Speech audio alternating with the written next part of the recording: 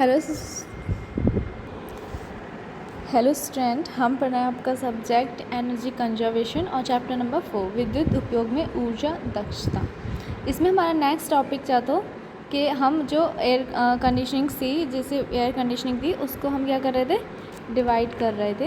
ये जो आपका था क्लासिफिकेशन ऑफ एयर कंडीशंस, पहले किया था हमने on the basis of purpose, उद्देश्य के आधार पर, फिर किया था वर्ष के मौसम के आधार पर on the basis of weather of the year. अब फिर हमने पढ़ा था, उसके बाद हम पढ़ेंगे प्लांट के आधार पर on the basis of plant. वातानुकूलन प्लांट के आधार पर 3 प्रकार का होता है। पहला होता है विंडो टाइप एयर कंडीशनिंग। ये क्या होता है, वातानुकूलक को सरलता से खिड़की पे लगाने के कारण इसे विंडो टाइप का वातानुकूलन कहते हैं।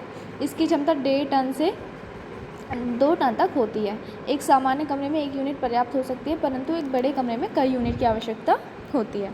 फिर है बी टाइप का पैकेज या कंसोल प्रकार का वातानुकूलन। पैकेज या कंट्रोल यूनिट का वातानुकूलनों की क्षमता प्राय 3 से 5 टन तक होती है और इन्हें कमरे के फर्श पर लगाते हैं। यह एक स्टील की अलमारी की तरह दिखता है और 3 खंडों में विभाजित रहता है। सबसे नीचे वाले खंड में कंडेंसर एवं कंप्रेसर होता है, बीच के खंड में मोटर, फिल्टर एवं वाष्पक होता है। यह ऊपर के खंड में वायु विसर्जन के लिए ग्रिल होती है, जिससे कमरे में शीतल वायु की आपूर्ति होती रहती है। इस प्रकार के वातानुकूलक का उपयोग बैंकों, छोटे ऑफिसों आदि में होता है। थर्ड है आपका केंद्रीय वातानुकूलक, सेंट्रल एयर कंडीशनिंग। इसके विभिन्न भाग का एक केंद्रीय कक्ष में एक समूह में लगे रहते हैं। यहाँ से वातानुकूलित वायु उन स्थानों को भेजी जाती है जहाँ अनुकूलन करना होता है। यह विभिन्न वाहिनियों से प्रवाहित होती है। यह निकाय 25 टन से अधिक क्षमता के लिए काम में लाया जाता है। फिर है सुखदायी वातानुकूलक को उकूलन को प्रभावित करने वाले कारक, factor affecting the comfort air conditioning.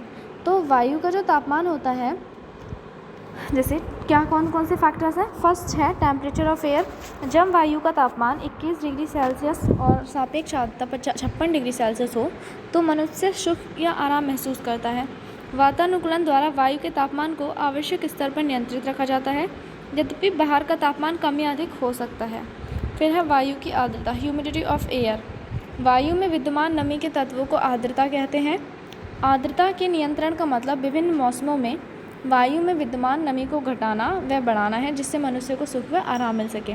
गर्मी में 8 से 12% और सर्दियों में 40 से 60% आर्द्रता उपयुक्त होती है।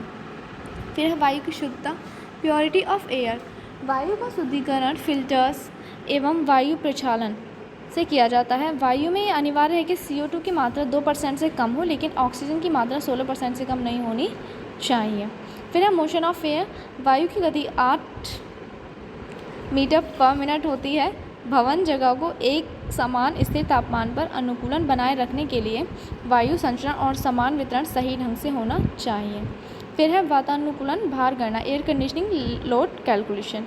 ये देखिए निम्नलिखित कहाँ से कहते हैं। पहला है कूलिंग लोड। इसमें क्या निकालते हैं, सुखार्थ एयर कंडीशनिंग जैसे औद्योगिक वातानुकूलन, क्या स्थल वातानुकूलन के लिए शीतलन भार गणना का आधार एक ही है। सीमित स्थल में गे ऊष्मा वृद्धि के विभिन्न कारण हो सकते हैं, जैसे सौर विकिरण ढांचे में से होकर तापमान संचार, स्थल में बाहर से वायु प्रवेश, वैद्युत प्रकाश के कारण उत्पन्न ताप, उपस्थित व्यक्ति के कारण उत्पन्न ताप, स्थल में रखे उपकरण जैसे मोटर, रसायन, गैस, भाप, गर्म पानी, वैद्युत उपकरण इत्यादि से एवं वस्तुओं जो कमरे के तापमान से उच्च तापमान पर अंदर लाई गई है। सीमित स्थल में गुप्त ऊष्मा वृद्धि के विभिन्न कारण होते हैं, जैसे कि बाहर की वायु के साथ अंदर घुसी नमी, उपस्थित वस्तुओं में नमी या रहने वाले व्यक्तियों में विद्यमान नमी या पसीना आदि। फिर है बाह्य संवातन में तापांतर की वजह से संवेदनशील ताप में वृद्धि होती है। आर्द्रता में अंतर आने से गुप्त ऊष्मा में भी वृद्धि होती है। फिर आता है हीटिंग लोड, जिसे कहते हैं तापन भार।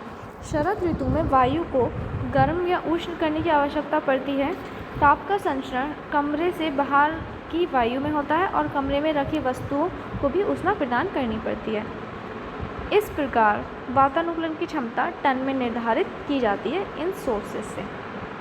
फिर है तापन संवादन तथा वातानुकूलन में ऊर्जा बचत के अवसर, energy saving opportunities in heating, cooling and air conditioning. पहला है उपयोग केवल जब और जहाँ आवश्यक हो। जब भवन या कमरे में कोई भी मौजूद नहीं हो तो आप क्या करें, ये सारी जो डिवाइसेस हैं हीटिंग की, और जो कूलिंग की है, एयर कंडीशनिंग की है, इनको बंद कर दें और वरना इन्हें आवश्यक रूप से जांचना चाहिए कि इनमें कोई ख़राबी तो नहीं है। फिर है अपने कर्मचारियों को सूचित करना। अपने कर्मचारियों की खिड़कियां, दरवाजे, कांच को सुनिश्चित रूप से बंद करने के लिए उत्साहित और प्रेरित करना चाहिए एवं विभिन्न समस्याओं के समाधान और व्यवहार को लागू करने के आशय के प्रति सचेत करना चाहिए। थर्ड है मौसम के बाद तापमान को समायोजित करना। अधिकतम सुख हेतु गर्मी में कमरे का तापमान 24 से 25 डिग्री सेल्सियस और सर्दी में 18 से 20 डिग्री सेल्सियस होना चाहिए। अतिरिक्त तापन और शीतलन के कारण ऊर्जा व्यर्थ होती है।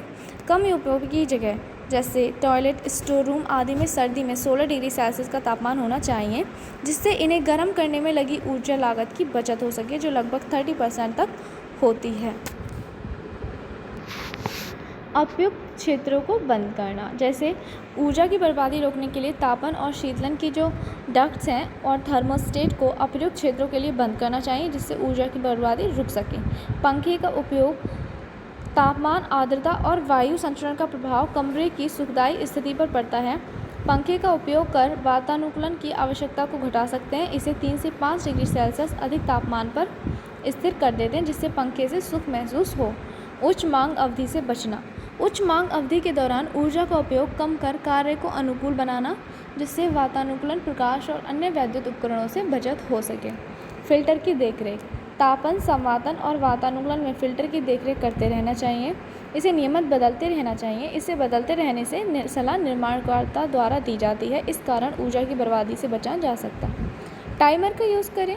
स्विच और टाइमर का यूज़ कर तापन, संवादन और वातानुकूलन के समय को कम कर सकते हैं। जब भवन या कमरे में कोई नहीं है, तब सभी प्रणालियों को टाइमर के प्रयोग द्वारा बंद कर देना चाहिए। थर्मोस्टेट का संस्थापन। प्रोग्राम युक्त थर्मोस्टेट का उपयोग तापन, संवातन, वातानुकूलन प्रणाली में कर सकते हैं। थर्मोस्टेट के प्रयोग से यह प्रणाली कमरे में प्रवेश के आधा घंटे बाद ऑन एवं कमरे से निर्गम के आधा घंटे बाद बंद होती है, जिससे खाली जगह के शीतलन और तापन से बचा जा सके। ये थर्मोस्टेट तापमान आधारित नियंत्रक होते हैं। इससे 30% ऊर्जा लागत की बचत होती है। फिर है अनावश्यक प्रकाश से बचना। अप्रयुक्त क्षेत्रों को, लाइटों को बंद करना एवं बल्बों को CFL से बदलना चाहिए, जिससे कम वैद्युत ऊर्जा की खपत होती है। इस प्रकार कम ऊष्मा का उत्सर्जन होता है। इस प्रकार वातानुकूलन और संवादन से लागत कम होती है। ऑफिस में ऊर्जा दक्ष उपकरणों का उपयोग। ऑफिस में ऊर्जा दक्ष उपकरणों और इलेक्ट्रॉनिकी के चयन से ऊर्जा निकास को न्यूनतम करने में मदद मिलती है। समस्त उपकरण स्विच से जुड़े होने चाहिए, जिससे उपयोग नहीं होने की स्थिति में यह बंद हो सकें। अधिक बड़े आकार से बचना। तापन, संवातन और वातानुकूलन के अधिक बड़े आकार से अनावश्यक पूंजी और परिचालन लागत आती है। उचित और परिशुद्ध प्रणाली इनकी जगह पर उपयोग कर सकते हैं। फिर है उचित और परिशुद्ध प्रणाली इनकी जगह पर उपयोग कर सकते हैं। भवन का रोधन। छत की सतह, दीवारों और नलिकाओं को रोधित करना चाहिए, जिससे सर्दी में तापमान की कमी और गर्मी में तापमान की वृद्धि को घटा सके। गर्म ठंडी वायु नलिकाओं को रोधित कर रिसाव से बचने के तरीकों को सुनिश्चित करना चाहिए। चर गति चालन पर विचार करना। चर गति चालन को वातानुकूलन पंखे पर संस्थापित करना चाहिए, जिससे पंखे की गति नियंत्रित होती है और यह पूर्ण भवन में आवश्यक वायु भेजता है। अतः ऊर्जा का उपयोग घटता है, और यदि संपीड़क की ऊर्जा आवश्यकता अनुसार कम रखें तो परिचालन लागत कम होती है। चर गति चालन के उपयोग से 30 से 40% वार्षिक पूंजी की बचत होती है। फिर है आपका प्रशीतन इकाई, निष्पादन गुणांक, ऊर्जा दक्षता अनुपात।